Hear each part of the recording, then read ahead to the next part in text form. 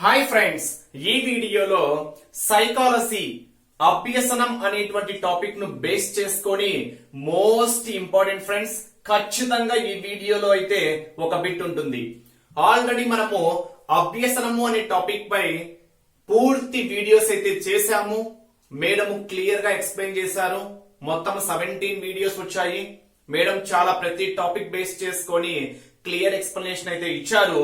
ఇంకా ఎవరైనా మన అభ్యసనంలో ఉండేటువంటి టాపిక్ యొక్క వీడియోస్ చూడకుంటే మీకు ఆ వీడియో యొక్క ప్లేలిస్ట్ లింక్ మీకు ఈ వీడియోలో డిస్క్రిప్షన్ లో ఇస్తూ చూడండి.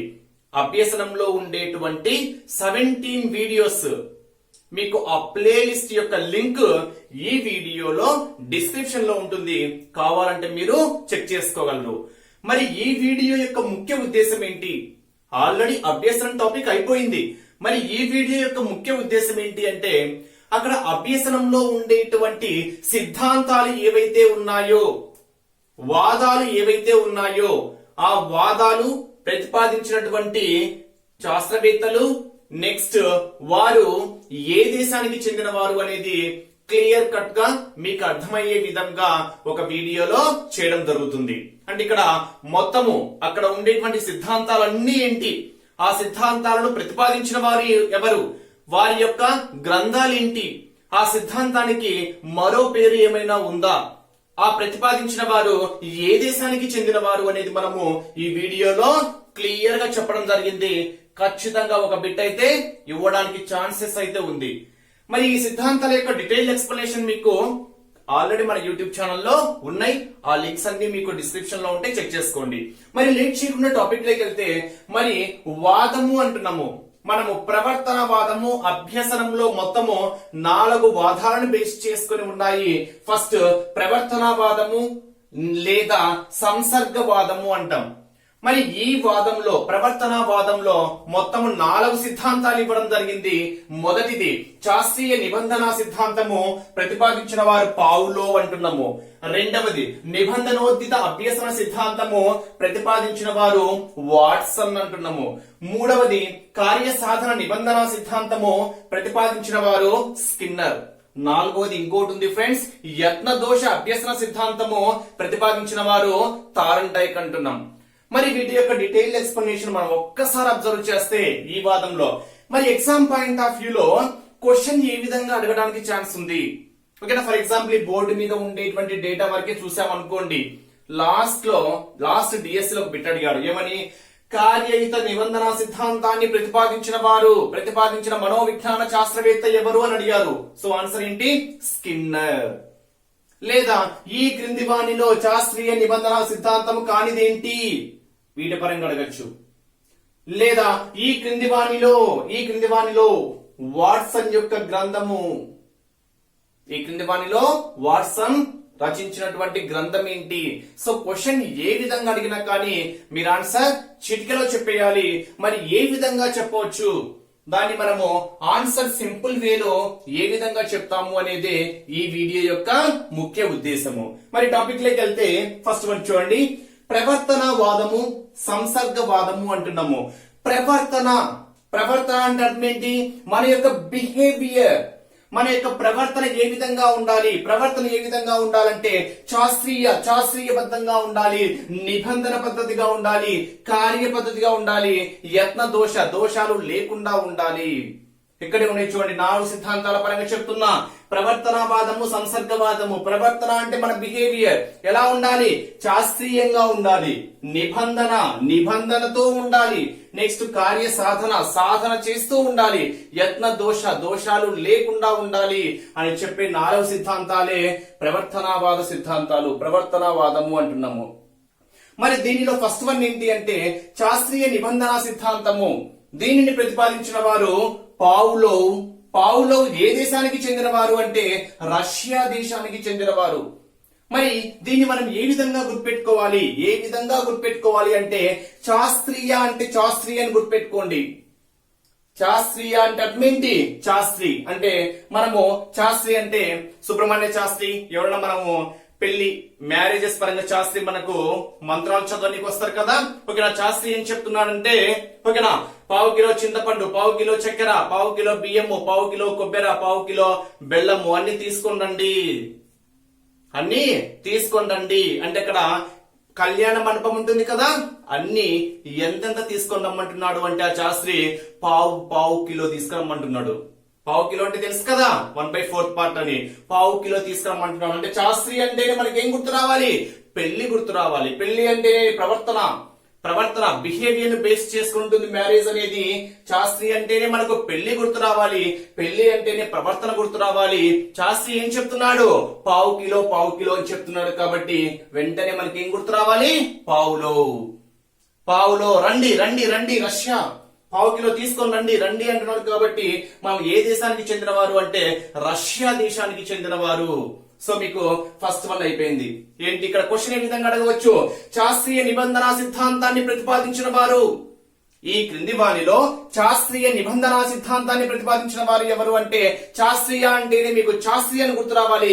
శాస్త్రీయ అంటేనే మనకు పెళ్లి మండపంలో పావు కిలో అంటే పావులో అని రావాలి. తొందరగా రండి అంటేనే రష్యా దేశానికి చెందిన వారు అని రావాలి. ఓకేనా? మరి ఎగ్జామ్ పాయింట్ ఆఫ్ వ్యూలో ఏ విధంగా అయినా అడగవచ్చు. ఈ క్రింది వారిలో సరైనది ఏంటి అని, సరికానిది ఏంటి అని శాస్త్రీయ నిబంధన సిద్ధాంతము పావులో, నిబంధనోత అభ్యర్థన సిద్ధాంతము వాట్సన్, కార్యసాధన నిబంధన సిద్ధాంతము స్కిన్నర్, యత్నదోష అభ్యసన సిద్ధాంతము అని ఇక్కడ పియాజే అని ఇవ్వచ్చు. అంటే కానిదేంటి? యత్నదోష అభ్యసన సిద్ధాంతము పియాజే కాదు. ఓకేనా? ఆ విధంగా అడగవచ్చు. లేదా పావులో రష్యా దేశానికి, వాట్సన్ అమెరికా దేశానికి, స్కిన్నర్ రష్యా, థార్ండైక్ అమెరికా. సరికానిది ఏంటి అది కూడా అడగడానికి ఛాన్స్ ఉంది. ప్రతి బిట్ మీ మైండ్ లో ఉండాలి. నెక్స్ట్ గ్రంథాలు. మరి పావులో అనేటువంటి రష్యా దేశానికి చెందినటువంటి శాస్త్రవేత్త ఏ గ్రంథాలు రచించాడు? తను రచించినటువంటి గ్రంథాలు ఏంటి అంటే the work of digestive glands, the conditional reflexes. ఓకేనా? కండిషన్ వర్క్ పని, కండిషన్ గా ఉండాలి. అంటే ఇక్కడ మనం శాస్త్రీయ అని చెప్పాము చూడండి. శాస్త్రి అంటేనే ఏం చెప్పాము? పావు కిలో తీసుకొని రండి అంటున్నాం. అంటే పని చెప్తున్నాడు అంటే వర్క్ చెప్తున్నాడు. అది కూడా ఎలా ఉండాలి? కండిషన్ లో ఉండాలి. కండిషన్ గా ఉంటుంది. తన యొక్క చెప్పేటువంటి పావు కిలో తెమ్మంటే పావు కిలోనే తేవాలి, 1/2 లీటర్ పాలు తెమ్మంటే 1/2 లీటర్ పాలే తీసుకురావాలి. అంటే తన కండిషన్స్ ఎలా ఉంటాయి? తను ఏవైతే పూజ సామాగ్రికి తేవాలని చెప్తాడో అవన్నీ చెప్తాడు. అంటే ఒక కండిషన్ ప్రకారం ఉంటాయి కాబట్టి ది కండిషనల్ అంటే మనకి ఏం గుర్తు రావాలి? పావులో అని గుర్తు రావాలి. సో మీకు క్లియర్ కట్ లో వచ్చింటాయి. మరి ఇతర పేర్లు ఏంటి? ఈ శాస్త్రీయ నిబంధన సిద్ధాంతానికి ఇతర పేర్లు ఏంటి అంటే సాంప్రదాయక, పెళ్లి అంటే నేను ఇందాక చెప్పాను సాంప్రదాయక.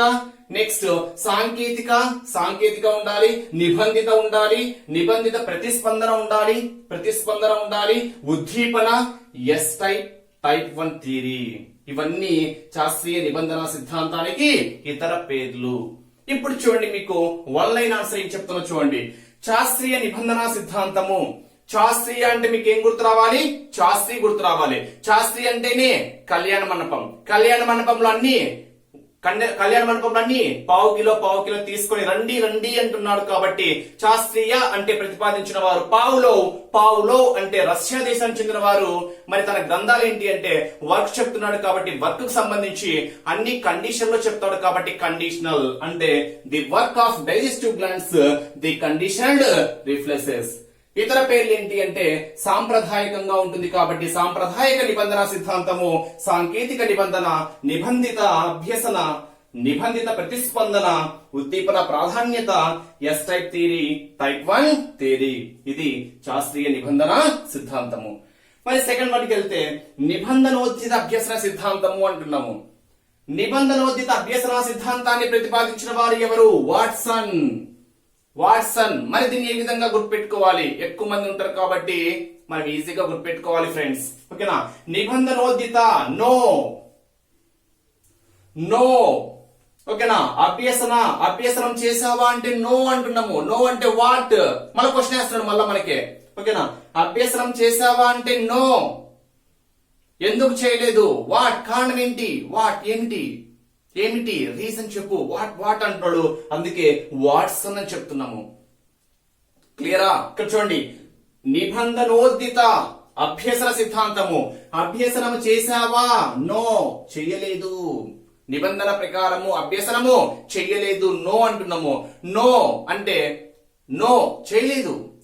వాట్ ఏమి, ఎందుకు చేయలేదు, వాట్ అంటే ఇక్కడ మనకి ఏం గుర్తు రావాలి, వాట్సన్ అని గుర్తు రావాలి. మరి వాట్సన్ అంటేనే ఏ దేశానికి చెందినవారు అంటే అమెరికా దేశానికి చెందినవారు. వాట్సన్ అంటేనే ఏ దేశానికి చెందినవారు, అమెరికా దేశానికి చెందినవారు. మరి తన గ్రంథం ఏంటి అంటే behaviour and introduction to comparative psychology. ఏంటి, కంపారిటివ్ సైకాలజీ అంటే ఇక్కడ కంపారిజన్ చేశావు. ఎందుకు అభ్యసనం చేయలేదు అంటే నువ్వు నన్ను వేరే వాళ్ళతో కంపారిజన్ చేశావు కాబట్టి నేను చదవలేదు, నేను అభ్యసనం చేయలేదు అని చెప్తున్నాడు. ఎవరు అంటే వాట్సన్. సో మీకు ఇవి చెప్పేటప్పుడు కొంచెం అటు ఇటు ఉన్నా కానీ ఎగ్జామ్ పాయింట్ ఆఫ్ వ్యూ లో కింద ఆప్షన్ చూడగానే వెంటనే ఆన్సర్ స్ట్రైక్ అవుతుంది ఫ్రెండ్స్, కీప్ ఇట్ మైండ్. ఇక్కడ చూడండి, నిబంధనోచిత అభ్యసన సిద్ధాంతము. అభ్యసనం చేశావా, నో. చూడండి అక్కడ రావాలి, అభ్యసనం చేశావా, నో చేయలేదు. వాట్ ఏమి, ఎందుకు చేయలేదు, ఎందుకు చేయలేదు అంటే నన్ను వేరే వాళ్ళతో కంపేర్ చేశావు, నన్ను వేరే వాళ్ళతో కంపేర్ చేశావు కాబట్టి నేను చెయ్యలేదు అని చెప్తున్నాడు. ఎవరు అంటే వాట్సన్. అంటే ఇక్కడ నిబంధనోచిత అభ్యసన సిద్ధాంతాన్ని ప్రతిపాదించిన వారు ఎవరు, వాట్సన్. వాట్సన్ ఏ దేశానికి చెందినవారు, అమెరికా దేశానికి చెందినవారు. వాట్సన్ రచించినటువంటి గ్రంథం ఏంటి, behaviour and introduction to comparative psychology. ఇది second one. Next third one. ఓకేనా, అడగడానికి ఛాన్స్ పోయినసారి అడిగినటువంటి బిట్. కార్యసాధన నిబంధన సిద్ధాంతాన్ని ప్రతిపాదించిన వారు ఎవరు, స్కిన్నర్. మరి స్కిన్నర్ ఏ దేశానికి చెందినవారు, అమెరికా దేశానికి చెందినవారు. అమెరికా దేశానికి చెందినవారు. ఇక్కడ చూడండి, పోయినసారి క్వశ్చన్ ఏ విధంగా అడిగారు అంటే లాస్ట్ సారి కార్యక్రమయిత నిబంధన సిద్ధాంతాన్ని ప్రతిపాదించిన వారు ఎవరు, ప్రతిపాదించిన మనోవిజ్ఞాన శాస్త్రవేత్త ఎవరు అని అడిగారు. ఆన్సర్ ఏంటమ్మా, స్కిన్నర్. మరి దీన్ని మనం ఏ విధంగా గుర్తుపెట్టుకోవాలంటే కార్యసాధన అంటే అర్థం ఏంటి, సాధన అంటే ఏంటి, ప్రాక్టీస్. అంటే కార్యసాధన కార్యక్రమంగా, కార్య అంటే ప్రతిరోజు, సాధన కార్య అంటేనే ఇక్కడ ఒక పని పరంగా తీసుకోండి. ఓకేనా, సాధన బాగా చేయాలి. ఎలా చేయాలి అంటే నిబంధన ప్రకారం చేయాలి. ఎలా చేయాలి, నిబంధన ప్రకారం చేయాలి. అలా చేస్తే ఏమవుతుంది, స్పిన్నర్ బౌలర్ అవుతావు. ఓకేనా, మనం సాధన లేని స్పిన్ ఊరికేనే తిరగదు. ఇక్కడ చూడండి, స్పిన్ తిప్పాలంటే మన బౌలర్ చూడండి. ఓకేనా, స్పిన్ బౌలింగ్ లో బాల్ స్పిన్ తిప్పాలి అంటే వాళ్ళు ఎంతో సాధన చేసి ఉండాలి. మనం ఊరికే బాల్ అలా వేసిన వెంటనే స్కిన్ తిరగదు. నెంబర్ ఆఫ్ టైమ్స్ వాళ్ళు ఎంతో కార్యసాధన చేస్తేనే అదేమవుతుందంటే స్పిన్ తిరుగుతుంది. మనం కూడా అంతే. ఇప్పుడు అందరూ ఒక దారిలో వెళ్తున్నారు అనుకోండి, అందరూ ఒక దారిలో వెళ్తే మనం ఆ దారిలో వెళ్ళకూడదు, మనం స్పిన్ తిరగాలి. స్పిన్ తిరుగుతుంది అంటే పక్కకు తిరుగుతున్నట్టు. పక్కకు తిరుగుతున్నాము అంటే నువ్వు సాధన చేశావు, కార్యసాధన చేశావు కాబట్టి నీ డైరెక్షన్ ఏమైంది, చేంజ్ అయింది. ఎప్పుడైతే నీ డైరెక్షన్ చేంజ్ అవుతుందో అప్పుడే నీ విజయం అనేది దగ్గరలో ఉన్నట్టు. అందరు వెళ్లే దారిలోనే వెళ్ళకూడదు. మనకంటూ ఒక గుర్తింపు ఉండాలి, మనకంటూ ఒక సాధన ఉండాలి, మనకంటూ ఒక పేరు ఉండాలి. అంటే కొంచెము అందరు వెళ్లే దారిలోకి కొంచెము పక్కకు టర్న్ తీసుకోవాలి. ఓకేనా, ఇక్కడ చూడండి, కార్యసాధన. నువ్వు ఎంతో సాధన చేస్తే కానీ నీ డైరెక్షన్ ఏం కాదమ్మా, చేంజ్ కాదు. అంటే జాబ్ రాదు. ఇప్పుడు 1,00,000 మంది రాస్తారు, 1,00,000 మందిలో ఒక 10 మంది 100 మందికి జాబ్ వచ్చాయనుకోండి, వాళ్ళు వేరుగా ఉన్నట్టే కదా 1,00,000 మందిలో. అంటే వాళ్ళు ఏం చేశారు, డైరెక్షన్ ని చేంజ్ చేసుకున్నారు, జాబ్ డైరెక్షన్ లో చేంజ్ చేసుకున్నారు. అంటే స్పిన్ తిరిగింది, వాళ్ళ యొక్క పొజిషనే స్పిన్ తిరిగింది. అందుకే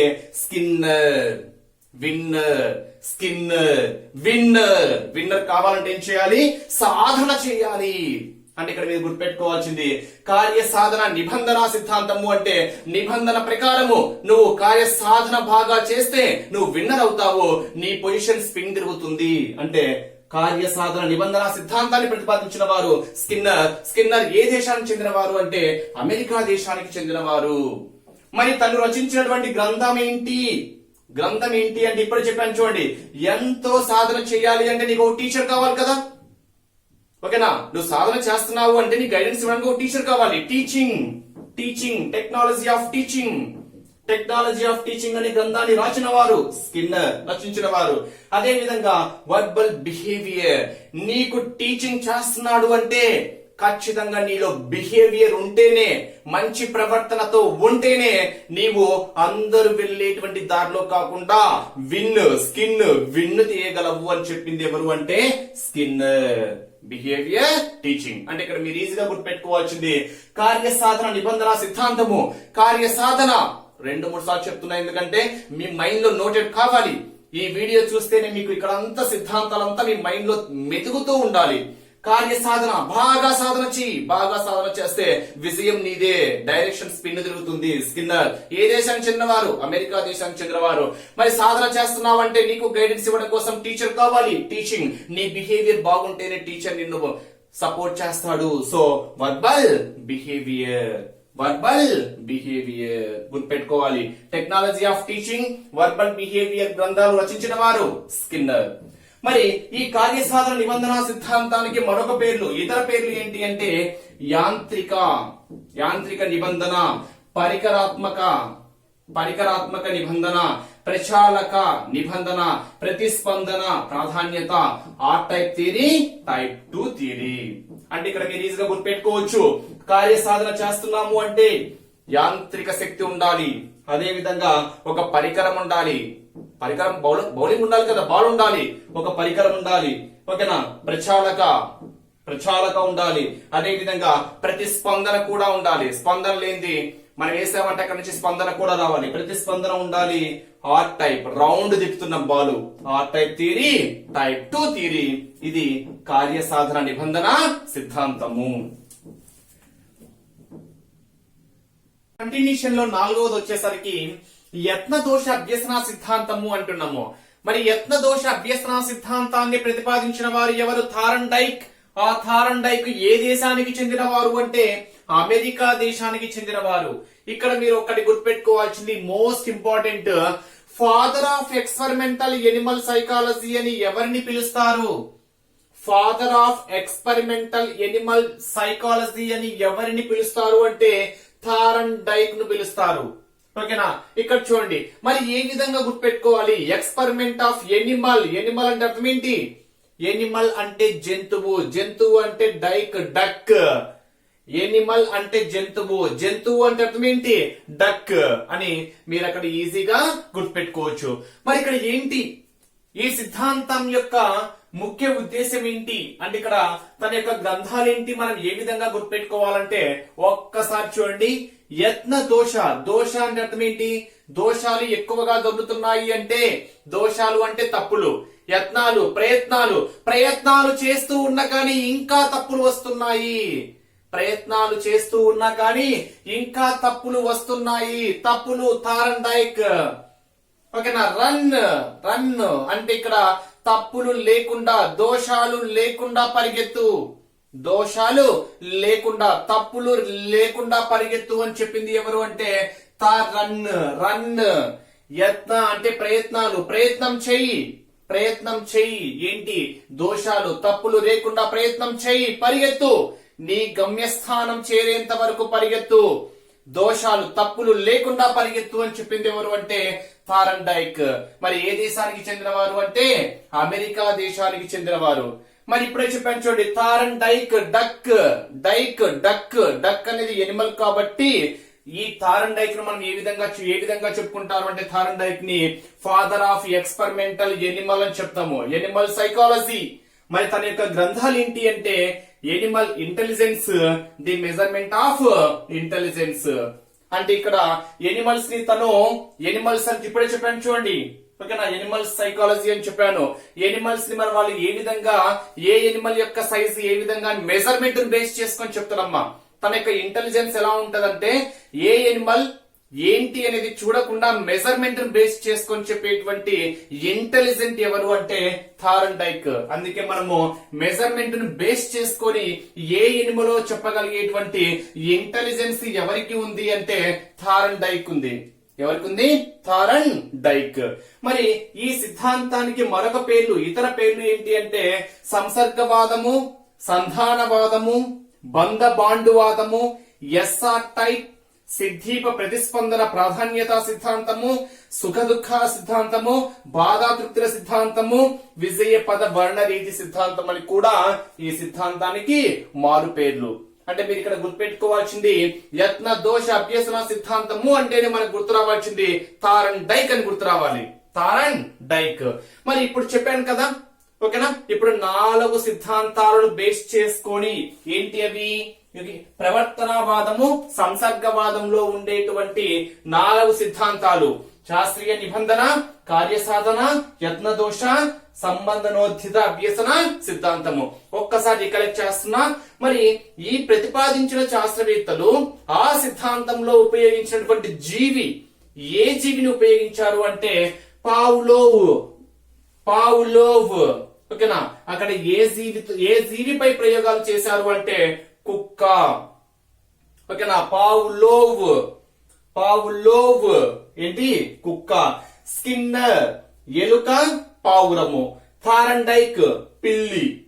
నెక్స్ట్ నిబంధనోచిత అభ్యసన సిద్ధాంతము ఎవరిపై ప్రయోగించాడు అంటే తన సిద్ధాంతాన్ని ఆల్బర్ట్ అనే 11 నెలల శిశువుపై. ఆ శిశువుకి ఏమిచ్చాడు అంటే తెల్ల ఎలుకనిచ్చాడు ఆడుకోమని. మరి ఇవి ఏ విధంగా గుర్తుపెట్టుకోవాలి? శాస్త్రీయ అంటే ఎస్ టైప్, కార్యసాధన అంటే ఆర్ టైప్, యత్నదోష అంటే ఎస్ఆర్ టైప్ అని కూడా మనం తెలుసుకోవాలి. మరి ఇక్కడ దీన్ని మనం ఏ విధంగా గుర్తుపెట్టుకోవాలి చూడండి. శాస్త్రీయ అంటున్నాము ఎస్, శాస్త్రీయ ఎస్ తో స్టార్ట్ అవుతుంది కాబట్టి శాస్త్రీయ నిబంధన సిద్ధాంతం ఎస్ టైప్. కార్య సాధన అంటున్నాము. సాధన అంటే మనము ఇక్కడ శాస్త్రీయ అంటే ఎస్, ఓకేనా. కార్య సాధన, మళ్ళీ సాధన అంటే మళ్ళీ ఎస్ అని కన్ఫ్యూజ్ కావద్దు. కార్య సాధన, కార్య అంటే ఇక్కడ కార్య ఆర్, ఇది ఆర్ టైప్. ఇది ఒక్కటి గుర్తుపెట్టుకుంటే చాలు. శాస్త్రీయ అంటే ఎస్ టైప్, కార్య ఆర్, ఓకేనా. యత్న దోష అంటే ఇక్కడ ఈ 2 ఉంటాయి కాబట్టి ఎస్ఆర్ టైప్, ఓకేనా. మరి ఏ జంతువుపై ఎలా గుర్తుపెట్టుకోవాలి అంటే స్కిన్నర్ అంటే స్పిన్నర్ అని చెప్పాను కదా, ఓకేనా. స్పిన్నర్ ఈ పరంగా మీరు అబ్జర్వ్ చేస్తే ఎలుక పావురాలు 2 స్కిన్నర్ కి సంబంధించినవి. కుక్క పిల్లి 2 శత్రువులు కదా, ఓకేనా. కుక్క పిల్లి శత్రువులు. మరి ఎవరు పవర్ఫుల్ ఇక్కడ? కుక్క పవర్ఫుల్. అంటే యత్న దోష అనేది దోషాలు పవర్ఫుల్ కాదు, శాస్త్రీయము పవర్ఫుల్, ఓకేనా. దోషాలు అంటే తప్పులు పవర్ఫుల్ కాదు, శాస్త్రీయ నిబంధన పవర్ఫుల్. కాబట్టి కుక్క పిల్లి. దోషము అంటే తప్పులు, ఓకేనా. అంటే కుక్కను చూస్తే పిల్లి భయపడుతుంది కాబట్టి శాస్త్రీయ నిబంధన అంటే కుక్క అని గుర్తు రావాలి, యత్న దోష అంటే పిల్లి అని గుర్తు రావాలి, కార్యసాధన అంటే ఎలుక పావురం అని గుర్తు రావాలి, నిబంధనోచిత అభ్యసన అంటే ఆల్బర్ట్ అనే 11 నెలల శిశువు గుర్తు రావాలి. ఆ శిశువుకు ఆడుకోవడానికి ఇచ్చినటువంటి జీవిని ఏ జీవిని ఇచ్చాడు అంటే తెల్ల ఎలుకను ఇచ్చాడు. రెండవది గెస్టాల్ట్ సంజ్ఞానాత్మక వాదము. మరి ఈ గెస్టాల్ట్ సంజ్ఞానాత్మక వాదం చాలా ఇంపార్టెంట్ ఫ్రెండ్స్. లాస్ట్ సారి ఒక బిట్ అయితే ప్రతిసారి టచ్ చేస్తూనే ఉన్నాడు.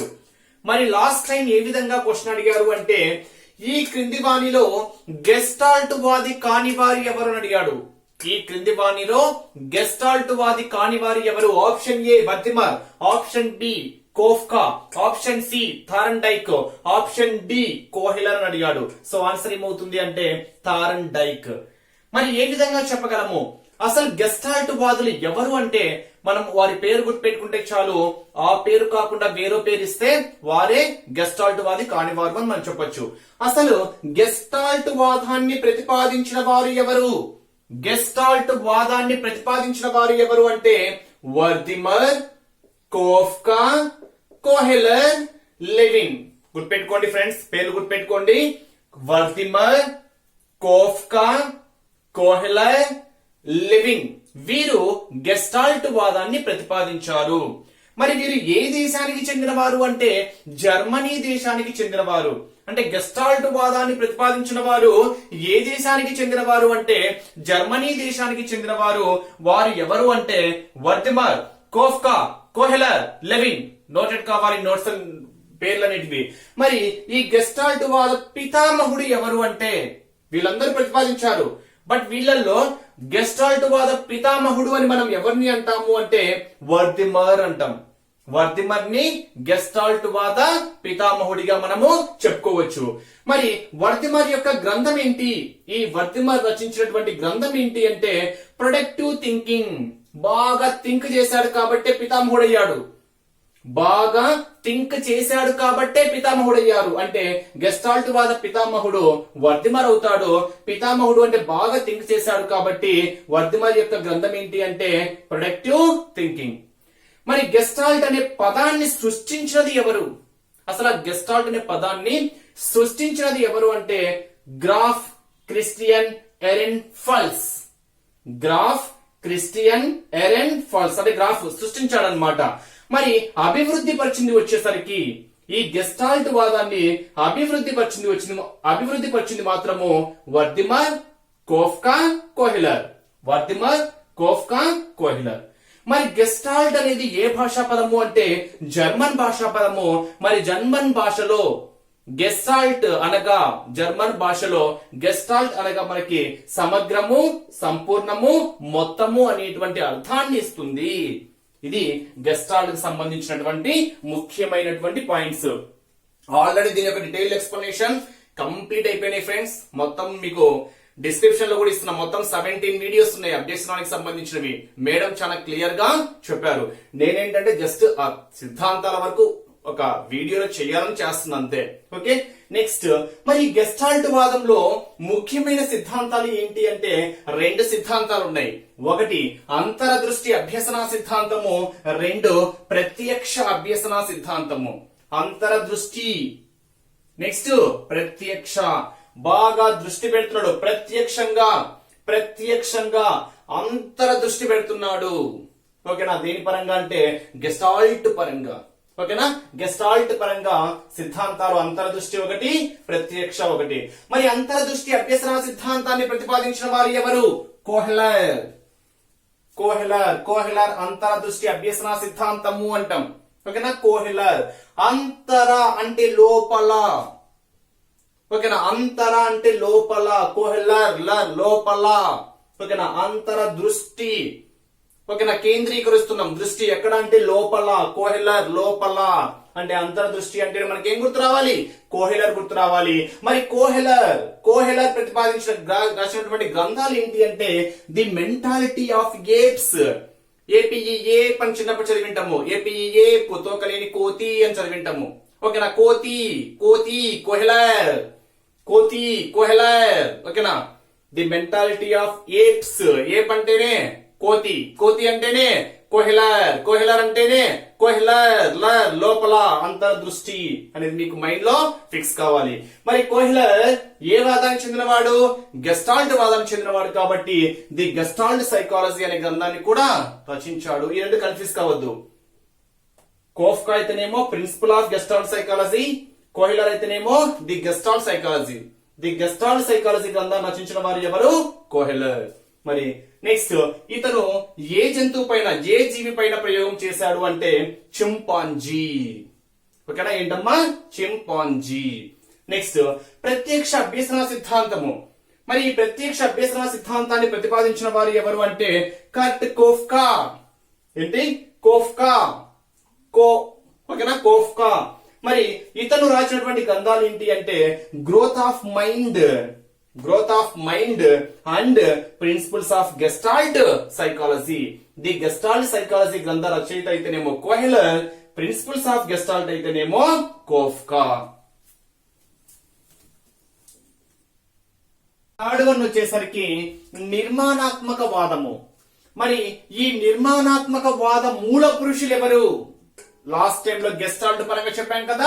అదే విధంగా నిర్మాణాత్మక వాద మూల పురుషులు ఎవరు అంటే గ్రేసర్ ఫీల్డ్, మేయర్, జోనాసన్, ఎలిజబెత్ మర్తి.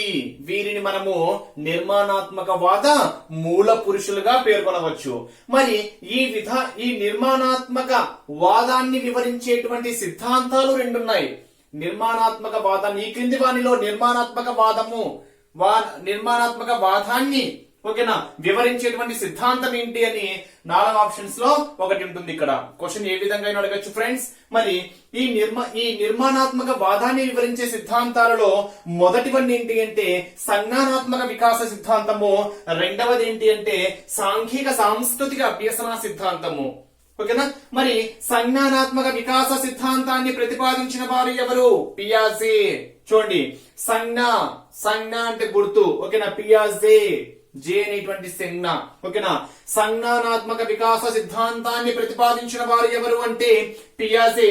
పియాజే ఏ దేశానికి చెందిన వారు అంటే స్విట్జర్లాండ్ దేశానికి చెందిన వారు. మరి ఈ సిద్ధాంతానికి, సంజ్ఞానాత్మక వికాస సిద్ధాంతానికి మరొక పేరు కూడా ఉంది. ఆ మరొక పేరు ఏంటి అంటే జన్యుపర జ్ఞానార్జన సిద్ధాంతము. జన్యుపర జ్ఞానార్జన సిద్ధాంతము అనేటువంటి పేరు ఏ సిద్ధాంతానికి కలదు అంటే సంజ్ఞానాత్మక వికాస సిద్ధాంతానికి కలదు. మరి ఈ పియాజే రచించినటువంటి గ్రంథాలు ఏంటి అంటే the growth of logical thinking, the language thought of the child, the moral judgement of the child, the origins of intelligence, 6 psychological studies. ఈ 5 గ్రంథాలు ఎవరికి సంబంధించినవి అంటే పియాజేకి సంబంధించినవి. మరి పియాజే ప్రతిపాదించినటువంటి సిద్ధాంతం ఏంటి? శాస్త్రవేత్త పేరిచ్చి తను ప్రతిపాదించిన సిద్ధాంతం కూడా అడగవచ్చు. పియాజే ప్రతిపాదించిన సిద్ధాంతమే సంజ్ఞానాత్మక వికాస సిద్ధాంతము. మరి నెక్స్ట్ వన్ వచ్చేసరికి సాంఘిక సాంస్కృతిక అభ్యసన సిద్ధాంతము. ఈ సాంఘిక సాంస్కృతిక అభ్యసన సిద్ధాంతాన్ని ప్రతిపాదించిన వారు ఎవరు అంటే వైగోట్స్కీ. ఎవరమ్మా? వైగోట్స్కీ. మరి వైగోట్స్కీ ఏ దేశస్థుడు అంటే రష్యా దేశానికి చెందినవారు. ఈ సాంఘిక సాంస్కృతిక అభ్యసన సిద్ధాంతానికి మరొక పేర్లు ఏంటి అంటే జ్ఞాన నిర్మాణ సిద్ధాంతము, సాంస్కృతిక చారిత్రక దృక్పథము. ఈ రెండు ఈ సాంఘిక సాంస్కృతిక అభ్యసన సిద్ధాంతానికి గల మరొక పేర్లు. మరి వైగోట్స్కీ రచించిన గ్రంథాలు ఏంటి అంటే థాట్స్ అండ్ లాంగ్వేజ్, అదే విధంగా సైకాలజీ ఆఫ్ ఆర్ట్ అనేటువంటి గ్రంథాలు రచించిన వారు ఎవరు అంటే వైగోట్స్కీ. 4వ వాదం వచ్చేసరికి పరిశీలనా వాదము. మరి ఈ పరిశీలనా వాదము ఏ సిద్ధాంతాన్ని తెలుపుతుంది అంటే సాంఘిక అభ్యసన సిద్ధాంతాన్ని తెలుపుతుంది. సాంఘిక అభ్యసన సిద్ధాంతము. మరి ఈ సాంఘిక అభ్యసన సిద్ధాంతాన్ని ప్రతిపాదించిన వారు ఎవరు అంటే ఆల్బర్ట్ బందూరా. సాంఘిక అభ్యసన సిద్ధాంతాన్ని ప్రతిపాదించిన వారు ఎవరు అంటే ఆల్బర్ట్ బందూరా. ఆల్బర్ట్ బందూరా ఏ దేశానికి చెందినవారు అంటే కెనడా దేశానికి చెందినవారు. మరి ఆల్బర్ట్ బందూరా యొక్క రచనలేంటి? దేని ద్వారా ఈ సిద్ధాంతాన్ని ప్రతిపాదించారు అంటే social learning and personality development, అదే విధంగా సైకలాజికల్ మోడలింగ్. మరి ఈ సాంఘిక అభ్యసన సిద్ధాంతానికి గల మరొక పేర్లేంటి? ఇతర పేర్లేంటి అంటే సాంఘిక అనుకరణ అభ్యసనము, నమూనా అభ్యసనము, పరిశీలన అభ్యసనము, యత్నరహిత అభ్యసనము, అదే విధంగా ప్రతినిధిత్వ అభ్యసనము. ఇవి ఈ సాంఘిక అభ్యసన సిద్ధాంతానికి గల మరొక పేర్లు. ఓకే ఫ్రెండ్స్, యాక్చువల్ గా అయితే ఈ అభ్యసనము అనేటువంటి టాపిక్ లో 17 వీడియోస్ ఆల్రెడీ మేడం చేశారు. వేరే మేడం ఆల్రెడీ 17 వీడియోస్ చేశారు. టాపిక్ అయితే అయిపోయింది.